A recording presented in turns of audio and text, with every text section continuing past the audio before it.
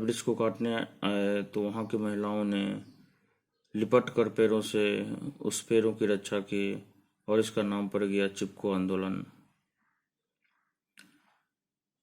इसी प्रकार हम लोग देखते हैं अमृता देवी बिश्नोई का योगदान। इन्होंने राजस्थान के जोधपुर जिले के खेजराली गांव में अपना आंदोलन शुरू किया और इन्होंने बिश्नोई समुदाय के लोगों को वन एवं प्राणी संरक्षण को धार्मिक अनुष्ठान से जोड़ा। इन्होंने 1731 ईस्वी में अपने 363 साथियों के साथ खेजड़ी वृक्ष को बचाने के लिए अपना बलिदान दे दिया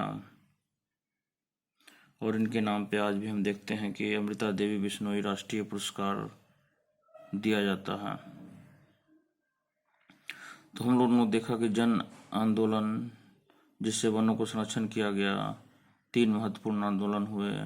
पहला चिपको आंदोलन सुंदरलाल बहुगुणा एवं चंदी प्रसाद भट्ट के द्वारा 1970 के दशक में, अरावारी आंदोलन जिसमें ए के बनर्जी ने सालवन की रक्षा की, और तीसरा अमृता देवी बिश्नोई ने खेजड़ी वृक्ष को बचाया 1731 ईस्वी में। ये तीनों महत्वपूर्ण आंदोलन है जो इसमें जन आंदोलन के द्वारा वृक्ष एवं वन्य जीवों की रक्षा की गई। अब हम लोग जल संरक्षण की बात करते हैं। सभी के लिए जल महत्वपूर्ण है। जल के बिना हमारा कोई भी कार्य सफल नहीं हो सकता है। सवेरे उठते ही पानी पीना और जीवन की दिनचर्या में हमेशा यह शामिल होता है। अब यहाँ से प्रश्न है कि बड़े बांध के विरोध के कारण क्या हैं। तो बड़े बांधों से कुछ समस्याएं उत्पन्न होती हैं, जैसे सामाजिक समस्या, विस्थापन होने की समस्या। दूसरा है आर्थिक समस्या। बड़े बांध से सरकार को काफ़ी धन का व्यय करना पड़ता है, जिसका अंततः प्रभाव आम जनता पे पड़ता है। तीसरी महत्वपूर्ण समस्या है पर्यावरणीय समस्या। बांधों के निर्माण होने से वहाँ की जैव विविधता पर असर पड़ता है।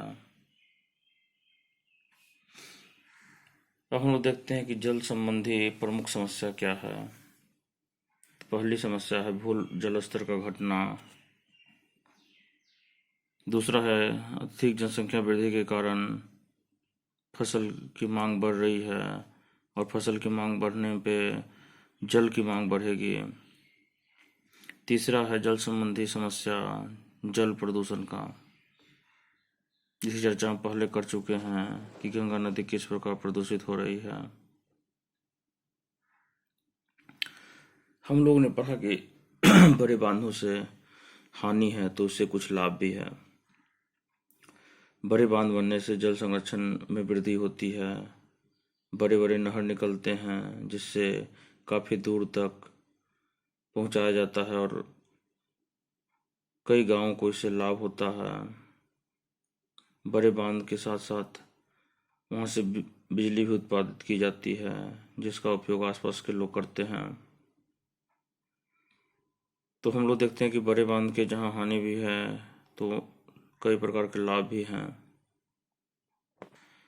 जल संरक्षण के कुछ प्रमुख विधि हैं जो हम लोग बहुत समय से उपयोग में ला रहे हैं और उसके कुछ नाम दिए गए हैं, जैसे खादेन का जल संरक्षण विधि जो है वो राजस्थान में उपयोग लाया जाता है।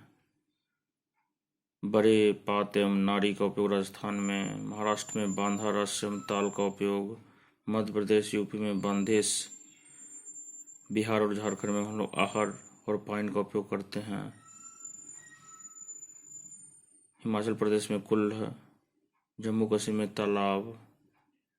ये प्राचीन विधियां हैं जो कि हम लोग कई वर्षों से उपयोग में ला रहे हैं और आज भी यह महत्वपूर्ण है हमारे लिए। हम लोग देखते हैं कि चेक डैम क्या है। यह एक जल संरक्षण की पद्धति है। इस पद्धति में बड़े समतल भूभाग अथवा मिट्टी के गड्ढे या निचले स्थान में वर्षा जल संग्रहण किया जाता है। यह प्रायः कंक्रीट अथवा छोटे कंकड़ पत्थर द्वारा बनाए जाते हैं। चेक डैम से कई प्रकार के लाभ हैं। यह पानी सालों भर उपलब्ध होता है लोगों के लिए। दूसरा, इससे भूमि जल स्तर भी बढ़ती है। भूमि जल जो होता है वो वाष्पित नहीं होता है और आसपास के क्षेत्र में फैले वनस्पति को नमी प्रदान करता है। भौम जल के प्रदूषित होने की संभावना भी कम होती है। दोस्तों, मित्रों, छात्रों, आज का यह टॉपिक मैं यहीं पे बंद करता हूँ। धन्यवाद।